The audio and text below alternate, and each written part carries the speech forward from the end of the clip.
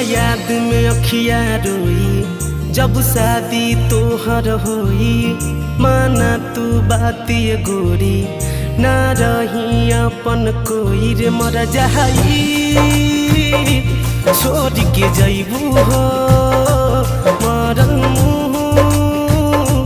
हमर पैबू हो रे मर जाई छोड़ के जैबू हो।